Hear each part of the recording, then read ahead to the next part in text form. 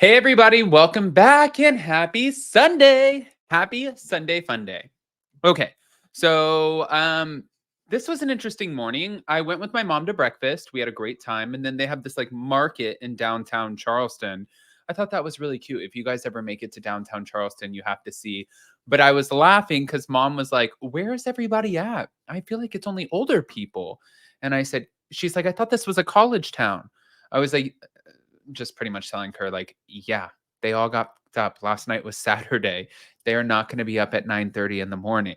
Lo and behold, we start leaving around like 11 and you just see them coming out in like droves for the brunches and mom's like, "Oh shit, that's where they are." hmm Anyways, guys, fun story time's over, but back to talk about the Real Housewives of New Jersey. So if you haven't already, go ahead, pop off in the comment section. If you're not subscribed, get subscribed. Don't forget to hit that notification bell and let's jump right in.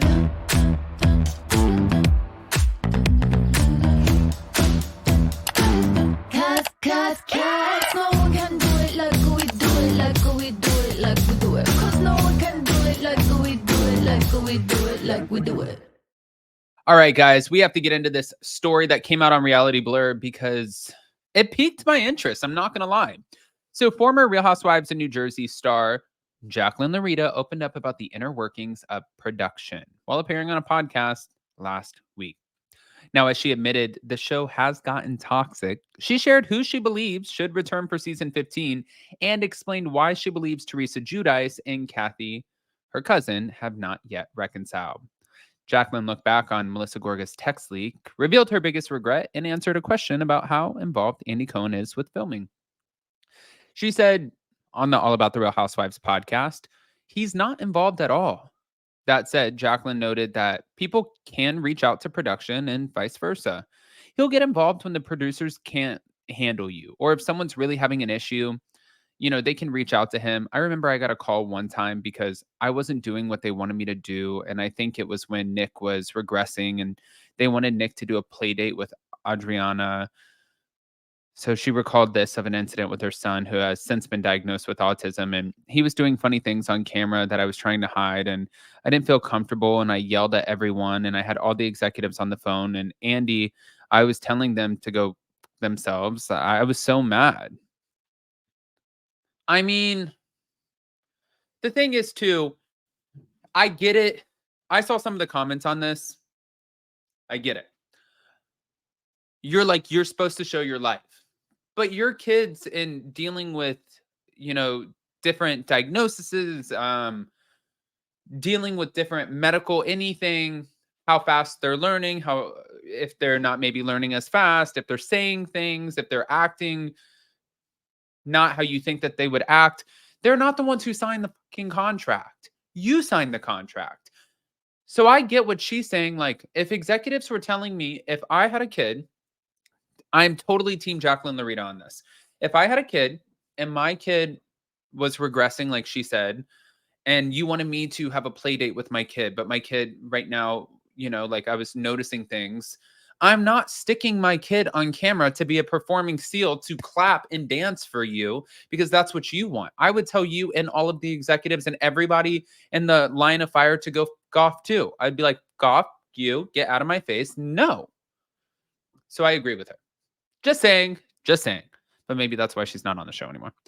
Although Jacqueline hasn't been seen on the series since its 7th season, she was a hot topic at the season 13 reunion when Melissa leaked a text that she sent to Jackie Goldschneider. As fans will recall, Jacqueline had spoken negatively about Teresa in the message, calling her a low-life trash bucket. However, looking back at the incident, Jacqueline said that she thought it was funny since it didn't actually impact her friendship with Teresa. I thought the text was funny because I thought it was irrelevant because those texts were written 2 years prior to Teresa and I making up when we hated each other. So I didn't get the importance of it.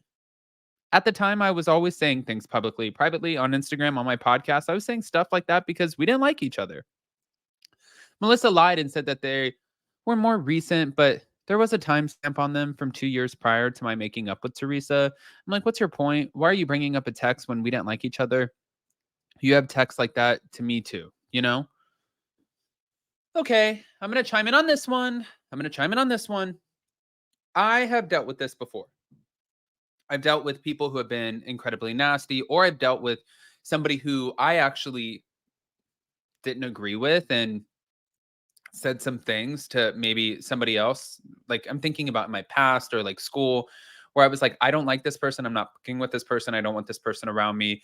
You want to deal with that trash box, you deal with them. But then later down the line, I ended up seeing them and I'm like, "Oh, okay, you move forward."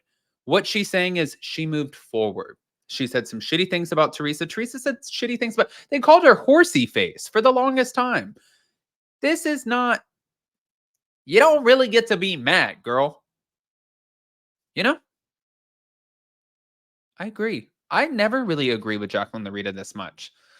But as we move on, after confirming that Teresa did not care about the text message, Jacqueline shared what happened when she confronted Melissa about it. I'm like, why would you do that? I'm just wondering why you would do that.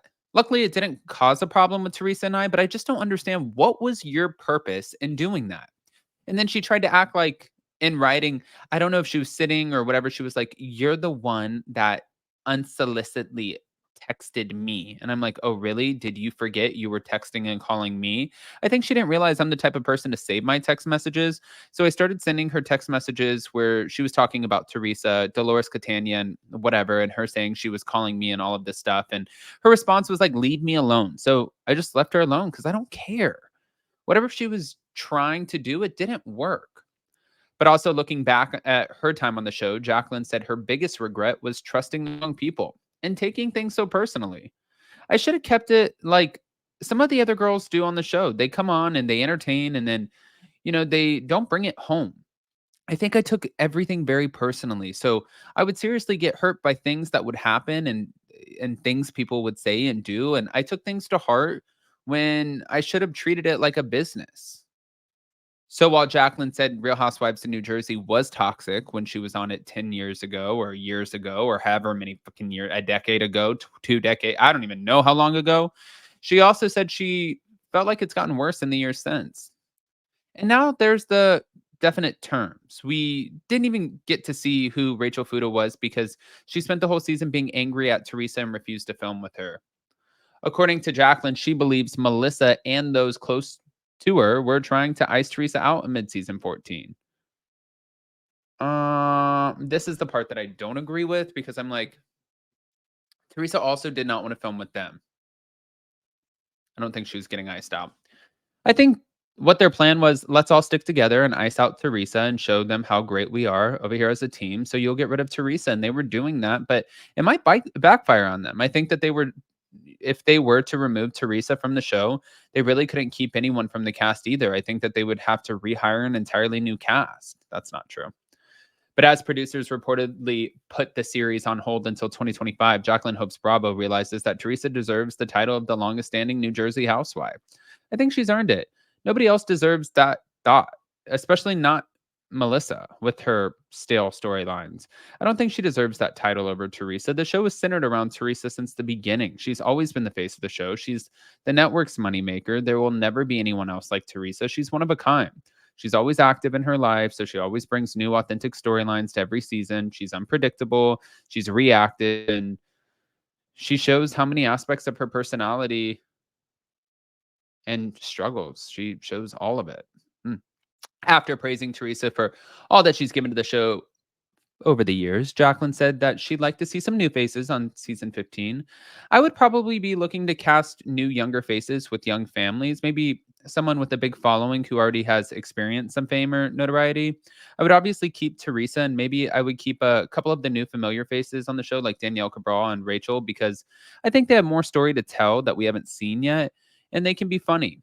I think Dolores is a great narrator and gives us good insight to the inner workings of the group, and she has the ability to remain neutral. So I think she's good for the show, at least in some capacity, where maybe her storyline isn't as strong, but the way she can navigate the group and tell how the group thinks, I think keeps her strong. And she's very likable. And then maybe a sidebar where Kathy and Rosie come in to reconnect with Teresa. That might be fun to see. But of Teresa's potential reconciliation with Kathy, Jacqueline said it was something that she'd like to see before explaining Teresa's hesitancy. I think it's really hard for Teresa to get over her coming on the show. And I think that she gets offended by the way Richie's sense of humor, he likes to poke and take jabs. And I think she gets offended by it. And she said she would say hello to her. So maybe that's the first step. But Kathy to me is way more sincere. And she honestly didn't go on the show to go after Teresa. I didn't get that vibe from her. I think she reacted out of frustration to some of the things that would go on between them. But as for Melissa's role in Teresa's falling out with Kathy, Jacqueline said Melissa was absolutely in Kathy's ear. And then she just flipped on her and totally ignored her, just like she did with me when I left. Melissa didn't even call me. She didn't even keep in touch with me at all until she heard I was coming back on the show. Okay, guys. So this is a lot of drama in Jersey. Guys, pop off in the comment section. If you're not subscribed, get subscribed. Don't forget to hit that notification bell. I'm still kind of nursing this eye over here because it's last night. You guys should have seen it. It was terrible.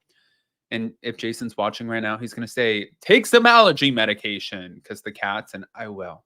But happy Sunday, guys. I hope you guys have the best, most beautiful weekend. Get ready for Monday tomorrow. We have hot, messy topics. We got more salty podcasts. We got shit hitting the fan, and we're coming in with all of it. I love you guys, and we'll see you next time.